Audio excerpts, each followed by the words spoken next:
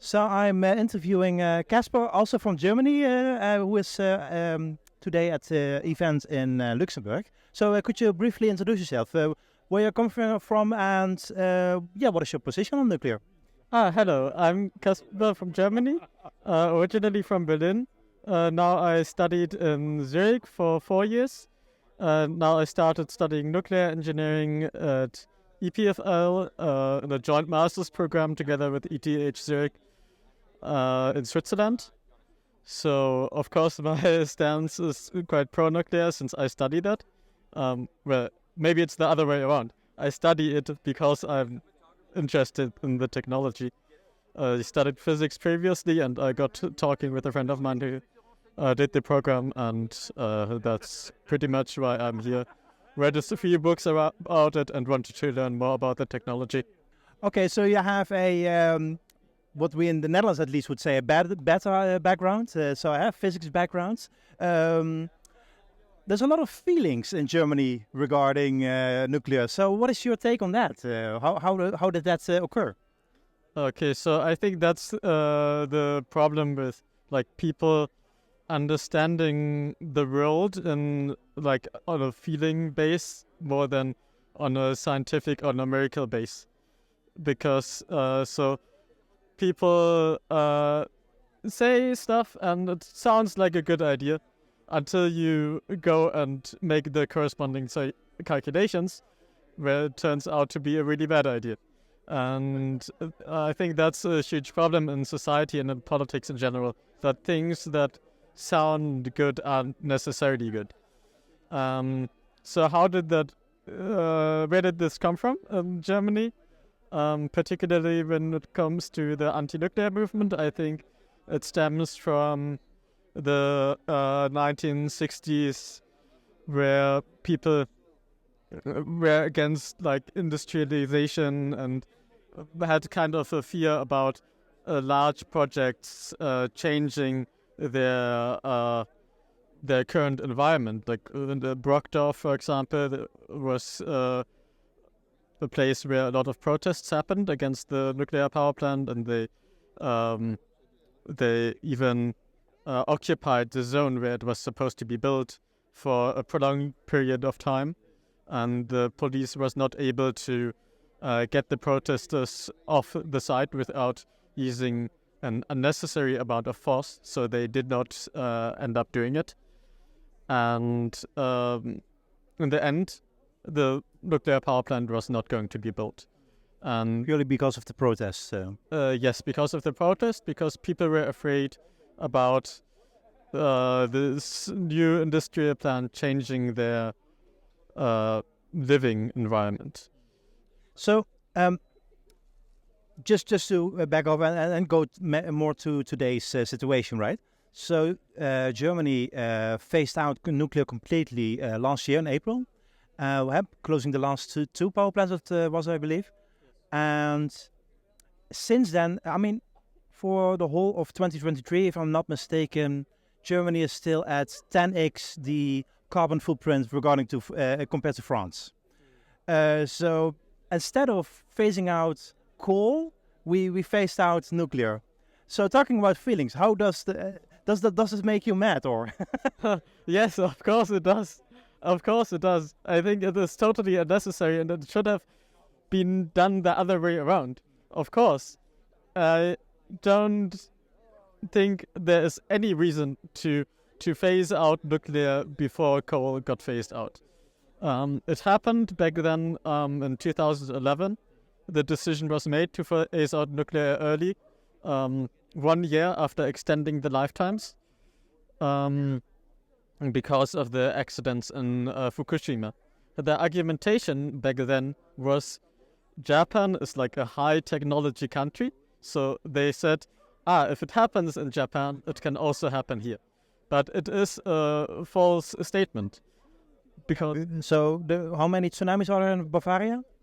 And I guess 0. But our nuclear power plants are actually safe against tsunamis in Bavaria. They are built so that even if the whole containment is flooded, the pumps can still work. So, okay, to repeat that. the nuclear power plants in Bavaria are built against tsunamis. They're actually built that way. Yes. Talk about precautions, okay? Yes, I mean, we have nuclear. That's the thing. We take safety extremely seriously. Maybe in an almost comical way, right? I mean, we build our nuclear power plants that they can withstand plane crashes, right? Because they figured out that randomly crashing airplanes in Germany would have a chance of a bit less than 10 to the minus 7 of occurring per year. So it is... What does that mean? 10 to the minus 7? I don't know what it is. So that means about once every 10 million years. Okay. An airplane would crash into a power plant. That would be the expected value. And the value is large enough that we have to take it into account. Mostly from military airplanes. So we build our nuclear power plants in a way that they can withstand crashes from military airplanes. Of course, this comes at an expense. The nuclear power plants are more expensive that way. But you see the level of safety that we apply to these things. So, before I give you the last word, so how you can add anything anyway, but what would be your message of hope for the people in Luxembourg, but also maybe in Germany regarding nuclear in the future? I think I really hope that Germany will reverse its decision. I think it is overdue. I think phasing out nuclear power plants and destroying our maybe only hope of attaining a carbon-free German electricity and heat production is unnecessary, and it has to be stopped. And we have to reverse our decision on this. I think it is bad for the environment, and people in Germany are very concerned about the storage of nuclear waste, for example. It will be a long process until that is decided. But nevertheless, people talk about carbon capture technologies where it is more unclear what we do with the waste, right? Or batteries. Or batteries. It's the same thing. Or hydrogen. Hydrogen, I guess we don't have much waste from that, but it's unclear where the hydrogen would come from. You could produce hydrogen using nuclear power because the efficiency rises significantly with the heat that you apply.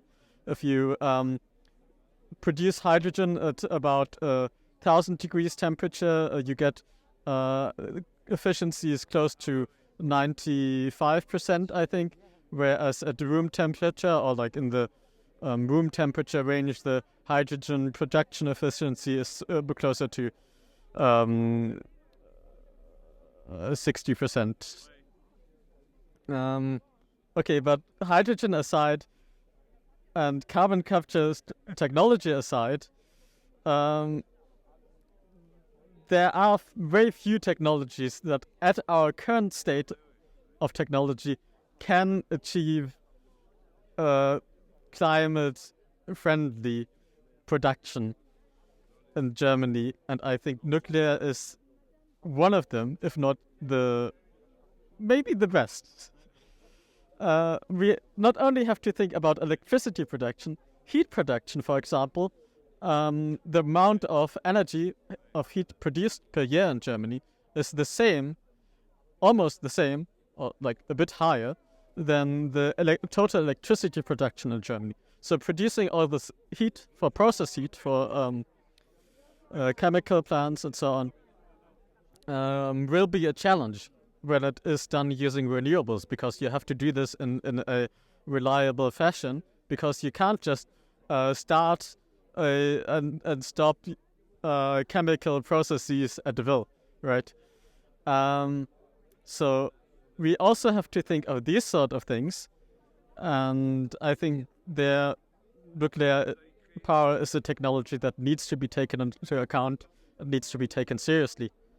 and I hope that will be the case. And I hope that the best technology will be. How do you say that? I hope the best technology will come through.